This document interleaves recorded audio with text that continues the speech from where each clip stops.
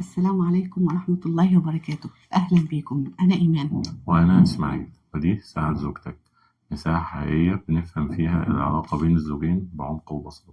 دي مش دروس، دي حكايات من القلب علشان العلاقة تكون أهدى وأقرب. وعشان نلاقي فيها المودة والرحمة. ما تنسوش اللايك والشير وتفعيل زر الجرس عشان يوصلكم كل جديد.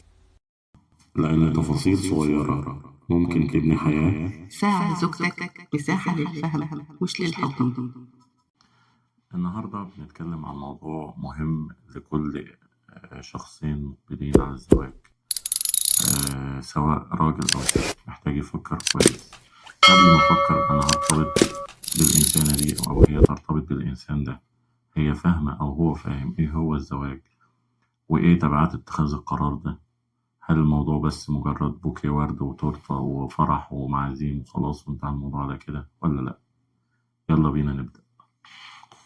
أول حاجة هنتكلم عنها هي مشاعر الخطوبة، اللي هي عبارة عن مرحلة تجميل. الخطوبة دي تعتبر مكياج للعلاقة.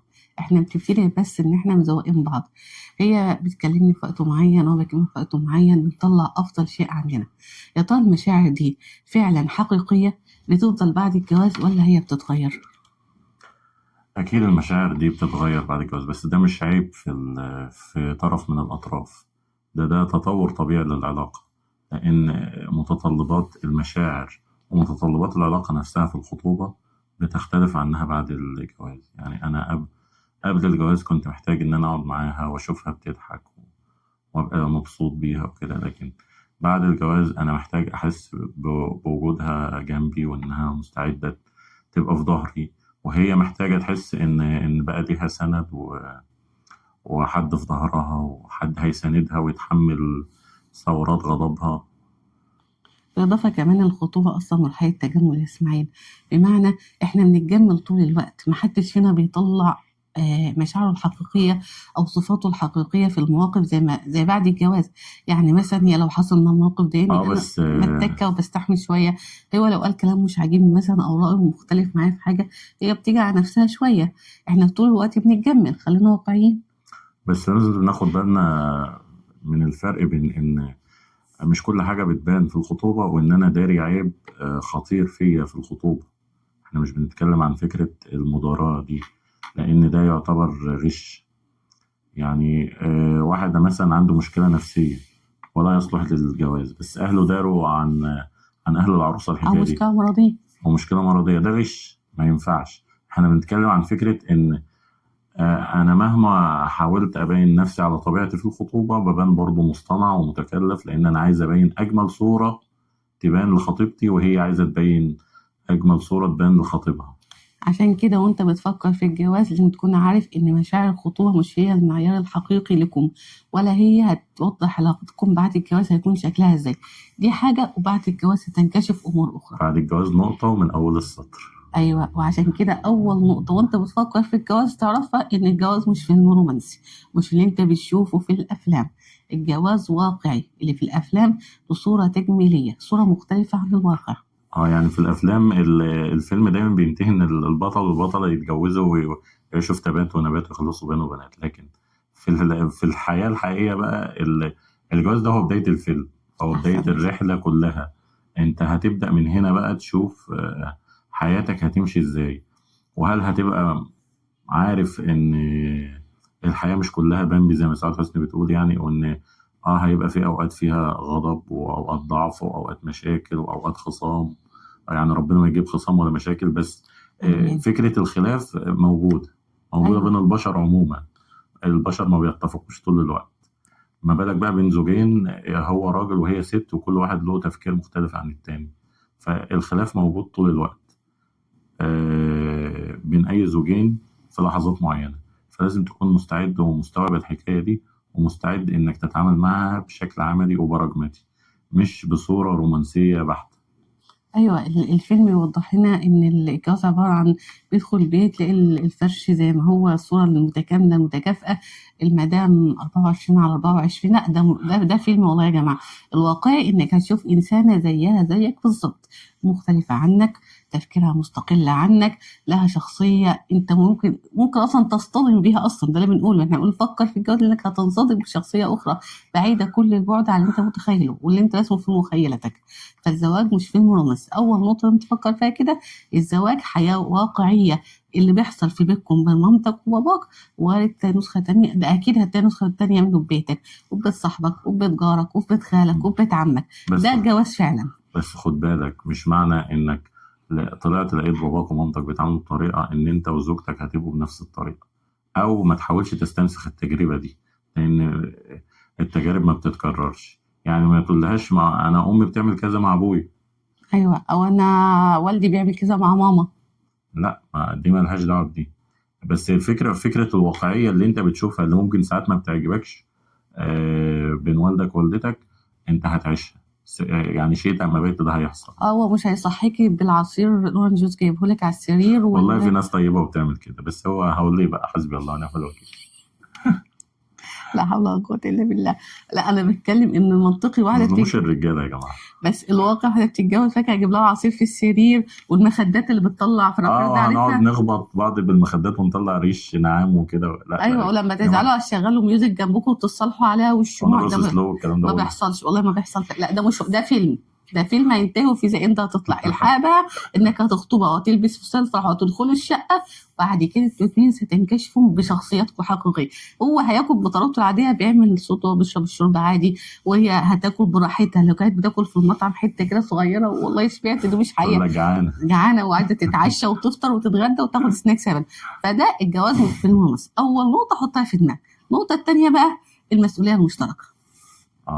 المسؤولية المشتركة، لازم تفهم إن الحكاية مش إن أنت تقول لها أنا بحبك وهي تقول لك وأنا كمان وخلاص كده الموضوع بقى سهل. لا، أنت زواج يعني فيه مسؤوليات ومسؤوليات كتير. أبسطها إنكم تحافظوا على البيت ده قائم بشكل طيب وفيه احترام وتفاهم ما بينكم. وأعمقها وأصعبها طبعا هو وجود أطفال، وإن إحنا نربيهم ونطلعهم صالحين ونافعين للمجتمع. ايوه، الجواز شركه، بس مش رئيس ومرؤوس، لا، اتنين شركه متضامنين مع بعض. اتنين لهم حقوق وعليهم واجبات. ما ينفعش هي تحارب طول الوقت عشان البيت ينجح، وما ينفعش انت تستبد بكل السلطات والمهمة تقوم بكل حاجه. لا، انت عليك دور كأب انك بترعى بيتك وبترعى زوجتك. النبي عليه الصلاه والسلام قال كلكم راع وكلكم مسؤول عن رعيته. الزوج راعي مسؤول عن رعيته، والزوجه راعيه في بيت زوجها ومسؤوله عن رعيتها. فانت عليك ادوار في البيت، انك ترعى البيت ده وتصرف عليه وترعى زوجتك وتحافظ عليها وتامن لاولادك حياه هادئه ومستقره وامنه وبيئه صالحه ان هم ينشأوا سوي نفسيا وقادر انه يكون مفيد لنفسه ولدينه ولوطنه. وفي نفس الوقت هي على مسؤوليات ان هي ترعاك كزوج وتحافظ عليك وتحاول تخلي البيت دايما يعني مهد ومكان صالح ان انتوا تعيشوا فيها كبني ادمين حياه مستقره. وبنفس الوقت ان هي تقوم بدورها كأم وبدورها كمان كابنه لاهلها. فده مسؤوليات مشتركه. فالزواج مش انا بحبك ووردتين وشويه شوكولاته هناكلهم، لا، الزواج مسؤوليه من الاول. مفيش حاجه اسمها ان حد فيهم هينفرد بمسؤوليه ولا ان واحد هيتحمل والتاني هيحارب، كده البيت هيقع. لازم اتنين يشتركوا عشان البيت ده ينجح ويستمر ويكملوا مع بعض لاخر العمر. كمان لازم نفهم ان الزواج يعني نقدر نقول قيد. لا، هو مش قيد ولا حاجة. هو الزواج فيه حرية، بس شكل الحرية قبل الزواج مختلف عن شكلها بعد الزواج. ودي اسمها الاختلاف بعد الجواز. اللي هيحصل ايه بعد ما تتجوز؟ طبعا احنا مش بنقول ده عشان هتتنازل عن بعض احنا الحاجات مش بنقول فيك. الكلام ده عشان ده انت او انت تحسوا ان الموضوع صعب وان احنا بنقفلها في وشكم. لا، احنا بنقول عشان يبقى في نوع من الوعي بما انت مقبل عليه. ففكرة ان انت مثلا كنت بتسهر قبل الجواز مع اصحابك على القهوة للفجر وبراحتك ومحدش بيقول لك انت فين وهتيجي امتى، الفكرة دي خلاص بقت من الماضي، بمزاجك او غصب عنك واسمع من اللي سبقوك. ما هو في بعض الناس بتفتكر ان هي هتتجوز وهي عندها نفس الصحاب، نفس الروتين، نفس القرارات الفرديه، نفس الحياه. غلط، مفيش حاجه اسمها كده. احنا بنشارك الطرف الاخر حياتنا. ففي بني ادم بتعلق حياته بيك، هو اصلا بيصحى الصبح عشان انت موجود في حياته. لما يجي يخطط طموح او حلم او مشروع هيعمله، دايما بيكون انت في الحسباني، لان انت اصلا شريك، انت بتكمل معاه الطريق. لو نجح فانتوا بتنجحوا سوا، لو فشل انتوا بتفشلوا سوا. فحته ان الزوج طول الوقت مستقل، انا عايز اخرج، من حقك تخرج، بس صراحه ان في زوجه في البيت، ان لاهلك ان زوجك عليك حقا. وانت كمان، انت ما عادش ان انا عندي اصحابي وانا كان ليا حياه مستقله وانت اخدت كل حاجه مني وانت بتستبد وانت بتتحكم فيا. لا، هو برضه هو شريكك، فحياتكم ماشيه سوا، مفيش حاجه. فمقابل هذه الالتزامات في جزء من الحريه هينتقص منكم، في مساحه شخصيه هتنقص، وفي النهايه حياتك او حريتك بتقف عند حدود الطرف الاخر اللي هو شريك حياتك. صح ولا غلط؟ كمان وانت داخل على معترك الزواج لازم تبقى فاهم ان الزواج بيختبر حاجات جواك مهمة جدا، بيختبر صبرك وقدرتك على التحمل وإدارتك للخلافات. يعني لأنك هتتعامل مع شخص غيرك، سواء راجل أو ست، فطبيعي إنك هتلاقي فيه مميزات وعيوب، والعيوب دي مش حاجة سيئة، لا، هو مجرد اختلاف ما بين شخصين. ففكرة التفاهم مهمة جدا، ولكن حتى في غياب التفاهم في لحظات الخلاف فالاحترام لازم يكون موجود، والصبر على الطرف الآخر، والتجاوز عن العيوب البسيطة والأمور اللي ما ينفعش نقف عليها، واللي مش لازم تبقى سبب إننا نخرب بيوتنا بإيدينا.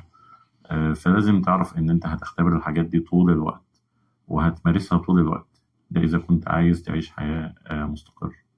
وده لان الجواز رحله، مش محطه، مش محطه صغيره هتقف في النهايه وتنزل لوحدك.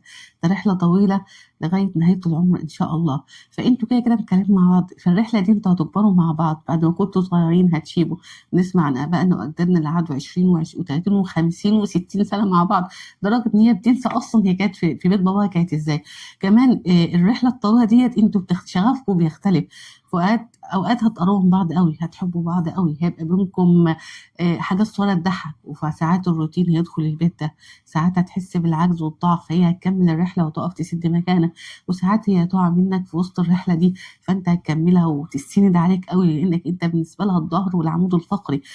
في الرحله دي حاجات كتير هتختلف، تحديات كتير هتقابلكم، سواء في مستقبلك او مستقبلها، او تحديات لبكم واسركم في وسط خضام الضغوط والحياه اللي احنا عايشينها، واللي بقت مليئه بحاجات مرعبه فعلا. المجتمع حوالينا فيه حاجات بنسمع عنها خلينا نخاف على نفسنا وعلى اولادنا وعلى مستقبلنا، بنحس ان احنا طول الوقت تحت مش عارفين بكره في ايه. فالتحديات دي محتاجه منكم صبر، محتاجه تسامح، محتاجه وعي، محتاجه فهم، محتاجه احتواء، محتاجه تعرفوا كويس قوي ان انتوا الاثنين رحله مشتركه، مش طرف واحد بس في الرحله دي، ولا محطه اول ما هنختلف سلام عليكم انا نازل. مفيش حاجه اسمها كده. هو زي ما قلت من شوية إن أنت بتكتشف أو بتختبر صبرك وقدرتك على إدارة الخلاف، فلازم تكون عندك استعداد لصدمة أكبر بعد الجواز، هي معرفة الطرف الآخر.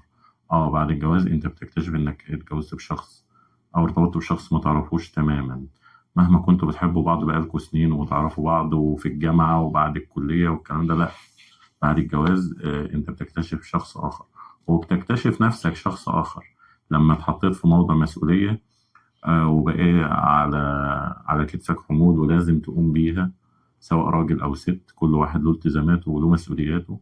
فده بيخليك تكتشف شخص تاني جواك. في شخص بيبقى حاسس إنه مش قد المسؤولية، بس ساعة الجد بتلاقيه تمام وبيسد وزي الفل. والعكس، ممكن شخص يبقى بيتكلم كويس قوي بس ساعة الجد تلاقيه مش قد كده. وده بياخدنا لنقطتين. النقطة الأولى إن إحنا دايما في أول سنة جواز بنسمع إن كل البيوت بتبقى فيها مشاكل. أي زوجين متجوزين أول سنة جواز في مشاكل بتبقى واضحة لنا على طول، على أقل حاجة صغيرة بندخل ماما ندخل بابا، تلاقي الناس كلها بتتدخل قدام بيقولوا كلمة واحدة: اقعدوا مع بعض، انتوا لسه في الأول، لسه بتبتدوا. ده إن الاتنين كل واحد فيهم داخل بثقافة مختلفة، فبيحصل بينهم تصادمات كتير. وكمان مش عارف يعني مش هو ده الشخص اللي أنا اخترته قبل كده، أو مش ده الشخص اللي أنا عاشرته، او اللي انا كنت متوقعه، او الصوره اللي كنت مكونه، اللي قلنا اصلا في الخطوبه هي فتره اصلا إنها فترة تجميليه. تجميلية مش حقيقية. ايوه، عشان كده بنقول ان اول سنه جواز بيبقى دايما فيها اختلافات كتير. لو ما قدرناش ان احنا نحتوي هذه الاختلافات بيحصل ايه؟ الانفصال. نسال الله عز وجل ان يملا بيوتنا جميعا بالموده والرحمه، وان تسكنها كل المشاعر الطيبه، وان احنا نكون قريبين من بعض، وان يذهب عنها المشاكل والاحزان يا رب العالمين، اللهم امين. لكن بنقول ان المعرفه الكامله دي بتسبب لنا صدمات، فده بيخلينا نعرف ان اول سنه جواز الجواز فيها اختلافات هتبلك، ما تقلقش ده هيحصل، لانك انت في الاول هتكتشف ان انت ارتبطت بشخص جديد، وانت كمان شخص جديد بينته الظروف. انت مش الابن اللي قاعد مع مامته وباباه متحملين مسؤوليتهم، او حتى لو انت متحمل مسؤوليه نفسك فبرضه انت كنت لوحدك.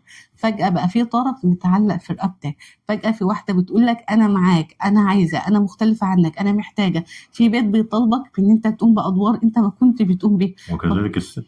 ايوه، فطبيعي ده يحصل بينكم اختلاف. تاني حاجه ان انت لازم تفهم وتفكر، انت متوقع الشريك الاخر ده مختلف عنك في ايه؟ هل انت بتفكر في كده؟ يعني قبل ما تتجوز مثلا، قبل الفرح باسبوعين تلاته قعدت تفكر مثلا هي مختلفه عني في ايه؟ ما هو اكيد بعد الجواز بقى الصوره الجميله هتنتهي بعد ما ندخل بيتنا وفستان راح نلبسه. فكرت بقى الى اي مدى الطرف الاخر مختلف عنك؟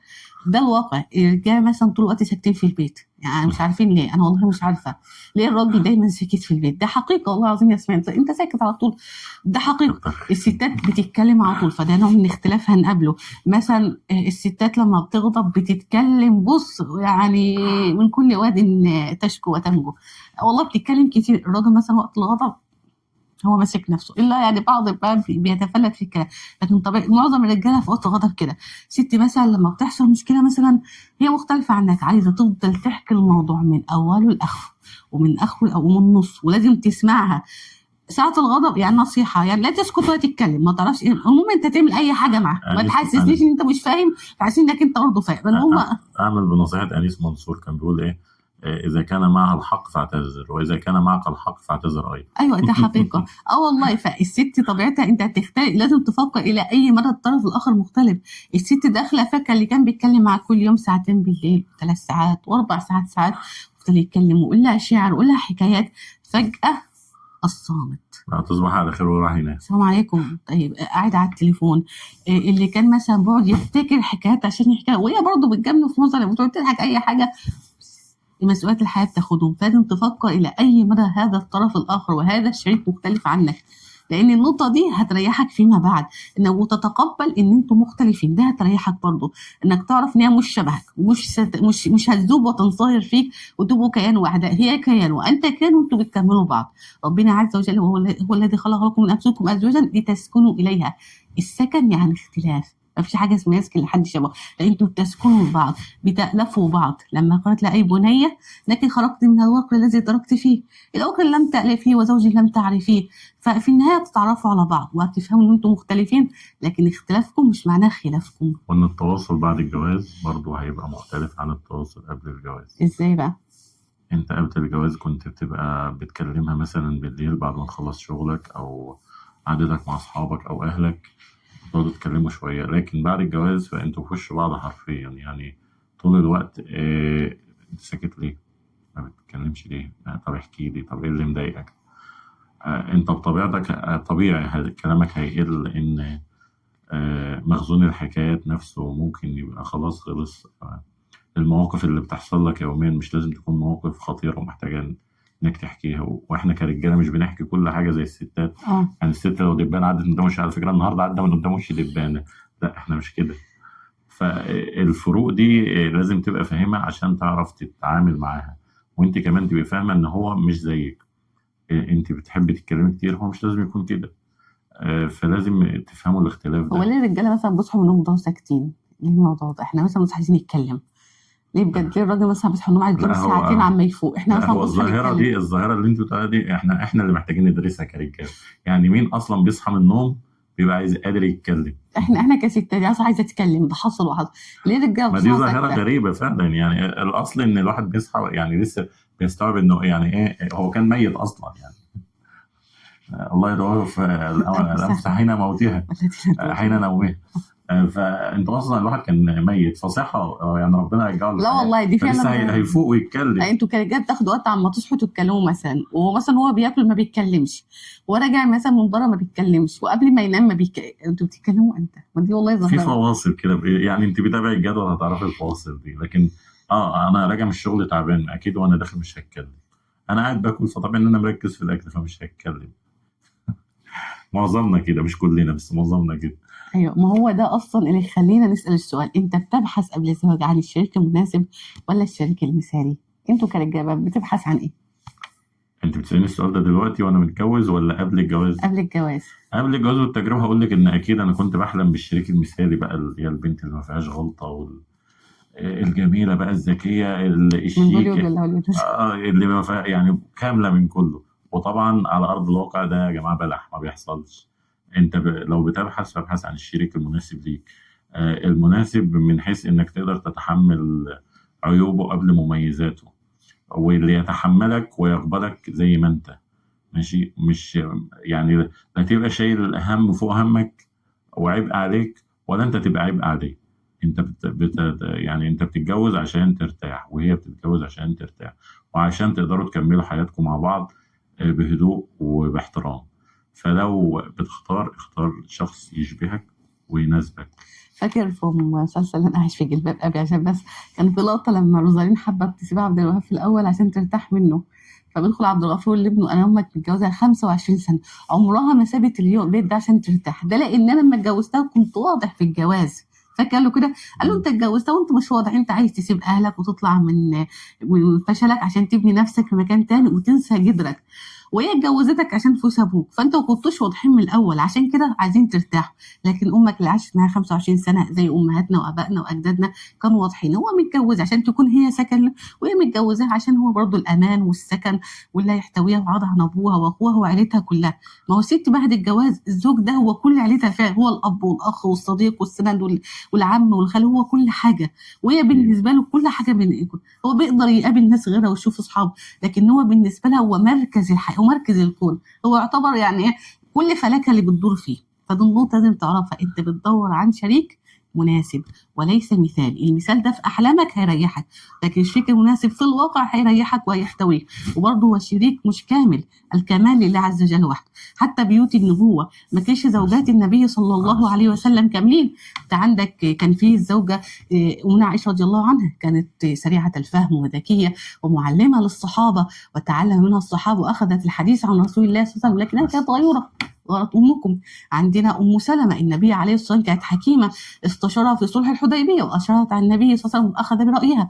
عندنا صفية، أمنا صفية كانت حساسة لما بكت من زوجات النبي وعلمان: يا بنت يهودي وأبوها يهودي، قال: قل إنك ابنة نبي وعمك نبي وتحت نبي. فبكت والنبي صلى الله عليه وسلم احتوى بكائها. فبيوت النبي نفسها كان في اختلاف بين زوجات النبي صلى الله عليه وسلم، وكان اختلاف بين الصحابة رضي الله عنهم لما استشرته تتزوج، لا ان فلان لا يضع العصا عن رقبته، خذ تزوجي فلان، النبي عليه الصلاه والسلام اشار عليه. فالرجال نفسهم مختلفين، ما فيش زوج مثالي، في زوج مناسب، وما فيش ست مثاليه ولا جايه من بليون و24 ساعه مكياج متواصل 24 ساعه، اتيكيت 24 ساعه متفهمه. لا، هي ست والله زي امك وزي اختك وزي عمتك وزي خالتك، فيها من النقائص ما في النساء، وفيها من الحسنات ما في النساء كذلك. عشان كده بنقول إن الزواج محتاج منك قبل ما يكون عندك مشاعر يكون عندك وعي بنفسك وبالطرف الآخر وبالزواج ومسؤولياته وضغوطه. لازم تبقى فاهم انت مقبل على ايه كويس جدا. المشاعر مهمة، وانك يبقى بينكم حب وتفاهم وود، ولكن وعيك بالأمور التانية زي الضغوط والمسؤوليات الكبيرة اللي هتبقى عليك أو عليها، بيوفر عليكم جزء كبير من الخلاف بعد الجواز. ايوه في وعي، ايوه وعي كمان ان في اول حاجه مختلفين، وعي بيختلفوا عن بعض، وعي كمان ان في مرحله الخلاف ازاي هيعدوها. ما ينفعش في مرحله الخلاف ان احنا نحاسب بعض على كل خطا، لا، في اخطاء لازم اعديها واسامح فيها وما اقفش عليها، طالما مش في بنيان البيت ده، مش في هتهد البيت نفسه. فده وعي ازاي في اداره الخلاف. كمان وعي بمشاعرنا اللي احنا اصلا بنتبادل، ان انت تفهم ان الست دي محتاجه طول الوقت تسمع كلام كويس، محتاجه تسمع منك كلام رومانسي، محتاجه تحتوي مشاعرها وتهتم بيه. فوعيك بطبيعه المراه اللي انت شريك ليها هيسهل عليك الحياه، ووعيك بطبيعه هذا الرجل اللي محتاج احترام وتوقير وتقدير، وانه يكون اولويه في حياتك، وان تفهمي ان هو قوام عليك، ده يريحك كمان في حياتك. كمان خلينا نقول إن الزواج مش مجرد علاقة، دي مؤسسة أو شركة بنبنيها، ولازم نكون فاهمين قواعدها كويس، وإزاي نحافظ عليها وإزاي ننجحها. لو أنت بتأسس شركة فأنت طبيعي إنك عايز كل واحد فيها يعرف دوره كويس ويأديه على أكمل وجه، وكذلك بين الزوجين نفس الأمر. كل واحد لازم يبقى عنده فهم لأدواره ومسؤولياته بشكل كامل. وإيه المسؤوليات المشتركة ما بينكم. يعني أنت مثلا عليك الشغل والإنفاق، وهي عليها البيت والأولاد. حتى الأولاد بينكم مشتركين. هي بتتكلم معاهم، بتذاكر لهم مثلا، ولكن أنت لازم تكون موجود. لازم يحسوا إن في شخص هو يعني إيه، مش هنقول بيخوفهم، بس يقدر إن الأب اللي هيبته في البيت. يبقى له هيبة ووجود في البيت، وهو نوع من الردع كده، عشان نحافظ على الأولاد من الانفلات أحيانا. المجاملات، انت مثلا انت هتجاملي فلانة، انا ماليش في المجاملات، فانت هتقوم بالدور ده. او هي مش اجتماعية، فانت هتقوم بالمجاملات بدالي، او احنا الاتنين هنعمل كذا سوا. كده لازم نبقى متفاهمين، انت عليك ايه وانا عليا ايه. الجواز ده اصلا زي ما انت قلت مؤسسة تكامل. انت عليك لازم تحدد ادوارك في البيت وتحدد المسؤوليات اللي عليك، وهي كذلك تحدد لها هي اصلا مطالبة تعمل ايه. كمان ان انتوا بتضعوا في حسبانكم ان المؤسسة دي هدفها تربية نشء صالح، نشء ينشأ سوي نفسيا، نشء مفيد، وبعد كده يبقى جيل يحمل هم الأمة كاملة وهم بناء وطنه. فدي كمان من الدور من الدور اللي المؤسسة بتاعتكم الصغيرة مركزة عليه ومهتمة بيه، وهو أصلا ده اللي هيطلق نتاج وثمرة أصلا حياتكم وأولادكم. كمان نقطة إن المؤسسة دي فيها تضحية، لازم تعرف إن هو ممكن في وسط الطريق يتعب، فأنت هتشيل المسؤوليات دي ومش هتحسسيه بنقصه، لأن أكثر شيء بيها يعني بيهد البيوت إن الرجل يستشعر إن هو مش قادر يكفي بيته. والله العظيم بتحس الراجل بالعجز والمهانة. فلازم تعرفي إن أنت جيشه الوحيد اللي بيحارب بيه هذا العالم في وسط هذه الضغوط، وفي نفس الوقت هي لو وقعت أنت سندها، انت اللي بتقويها، انت اللي بتحسسها ان هي مش ناقصه، ان هي مش ناقصاك حاجه، وان هي لسه زي في الاول في عينيك هي الست الكامله المكمله. لكن النقطه اللي انا عايزه اوضحها هنا يا اسماعيل، في حكايه ان الزواج كمان مؤسسه تكامل، ان انت وانت رايح تسال او تتجوز لازم تشوف البيت اللي انت هتناسبه. كل واحد دوره بيته، هل الام هي اللي بتقود هذا البيت ام الرجل بيقود هذا البيت؟ دي بالظبط. نقطه مهمه جدا احنا بنقع فيها. فعلا لازم تبقى وانت بتدخل بيت لازم تشوف هل كل واحد فعلا قايم بدوره، ولا حد يعني بيقتبس من الآخر أو بيتغول عليه وياخد دوره، زي إن الأم تبقى هي المسيطرة في البيت، ايوه، او لغي دور الاب مثلا، الأب او صاحبه يكون الكلمه. مكبر دماغه وسايب اللي عايز يعمل حاجة يعملها. فلازم نبقى فاهمين يا جماعة يعني إيه. البنت بتتعلم من امها، والولد بيتعلم من ابيه. وده مش غلط، يعني ده مش كلام دباجة وبتتقال، ده والله على أرض الواقع موجود. فلازم عشان كده النبي عليه الصلاة والسلام قال إيه: تخيروا المنطفقون صلى فإن الله عليه العرق وسلم. دساس. لازم تبقى عارف. وكمان أنت عارفة، لازم تبقى شايفاه هل هو شخص قايم بمسؤولياته في بيته قبل الجواز ولا لا. هي من منظور يا اسماعيل، يعني انت لو جاي لك واحد يتقدم مثلا لبنتنا مثلا، هتبص تشوف ابوه بيتعامل ازاي مع امه، ابوه هو صاحب بيت ولا لا. وانت أكيد. وانت رايح تخطب يعني عروسه، هتبص في بيتها شوف امها بتحترم ابوها ازاي، بتقدره ازاي، بتوقره ازاي. وانت قاعد مثلا امها صاحبه اتفاقات وبتعمل وابوها ملغي، ولا حتى امها هي بتقول رايها باحترام لابيها. فاهم ازاي النقطه دي؟ أكيد. ان انت النقطه دي احطها في اعتبارك، البيت اللي انت هتناسبه يعني في نسبه يبقى تكون في بيتك. فلازم تعرف مفيش حد ان انا لا انا هناسب ومعلش والبنت كويسه، لا والله البنت كويسه وكل حاجه، ممكن بيت صالح وبيوتنا فيها اخطاء بس وفيها مثالب. زي ما بيقولوا يعني الجواز مش مجرد اتنين بيرتبطوا، دول عيلتين بيرتبطوا. بيناسبوا بعض بالظبط كده. فخد بالك وانت بتناسب، وانت كمان خدي بالك. واولادك كمان هيقتضي بيهم. علشان كده قبل ما تفكر في الجواز وتلبس البدله وتاخد التورته وتخبط على بنت الحلال، اعرف نفسك كويس. مين انت؟ بتزعل ازاي؟ بتتكلم ازاي وقت الغضب؟ ايه احلامك؟ هل مستعد انك تتحمل الطرف الاخر ولا لا؟ وكمان افهم طبيعة الطرف الآخر، وافهم إن الست مختلفة عن الراجل، وإن الحكاية مش رومانسية وبس، بل لازم يكون في وعي. وإن الزواج مسؤولية مش مشاعر بس، في بيت وفي أطفال وفي مصاريف وفي التزامات وفي قرارات. هو مش مشاعر حلوة طول الوقت، لكنه مسؤولية عليك. وإن التواصل أهم من الحب، وإن الحب من غير كلام ممكن يبوظ وما يبقالوش لازمة. وإن بيوت النبوة نفسها ما كانتش كاملة. النبي عليه الصلاة والسلام كان بيحتوي أهل بيته نسائه صلى الله عليه وسلم. عليه الصلاة والسلام. فالمشاكل هتبقى جزء طبيعي في الحياة، لكنها مش دليل إن أنتوا بينكم خلاف بقدر منكم اختلاف. الخناقات دليل إن أنتوا بتحبوا بعض، مش دليل إن أنتوا غلط، لكن قدرتكم على إن أنتوا تحلوا المشاكل دي هو اللي هتبين أنتوا مناسبين لبعض ولا مختلفين عن بعض. ولازم يكون عندك ده للراجل يعني، لازم يكون عندك استعداد مالي ونفسي. لازم تكون عندك القدرة إنك تفتح بيت من غير ما تحتاج لحد، وتكون مستعد نفسيا، ما عندكش ضغوط، ما عندكش مشاكل. وكمان انت كمان لازم يكون عندك استعداد نفسي كويس للجواز. اختار الشريك اللي يريحك ويفهمك ويحترمك ويحتويك وياخد العلاقة بجد. الوضوح ثم الوضوح، خليك واضح مع نفسك انت محتاج ايه وعايز ايه من الجواز، وانت كمان خليك واضحة، ثم خليك واضحين مع بعض، وخلي عندكم صدق من البداية. وحدد أدوارك ومسؤولياتك وواجباتك وحقوقك، وانت كمان اعملي كده وتفهموا من الأول، عشان ده أريح من إنكم تصطدموا ببعض بعد الجواز. اختار صح من الأول، وبلاش فكرة إن أنا هغيره أو هي أو أنا هغيرها بعد الجواز. مفيش حد بيتغير بعد الجواز، خدها زي ما هي وأنت متقبلها هتناموا بعض. لكن فكرة هغيره، هيبطل تدخين، هعودها تعمل كذا، هلبسها الحجاب، أصل هلبسها عبايات، أصل أنا هعمل له هقعده في البيت، أصل هيبطل، مش هتحصل. مفيش حد بيتغير بعد الجواز إلا أن يشاء الله. غالبا الشخص اللي بيحاول يغير حد هو اللي بيتغير، بس بيتغير سلبا يعني. غالبا انت هتوصل لمرحلة انك تزهق من كتر ما حاولت تغير اللي قدامك وما قدرتش، وهي كمان هتوصل لمرحلة من اليأس والإحباط، ممكن هي اللي تتغير للأسوأ. فيا جماعة اختاروا صح من الأول. وافتكروا وجعل بينكم مودة ورحمة.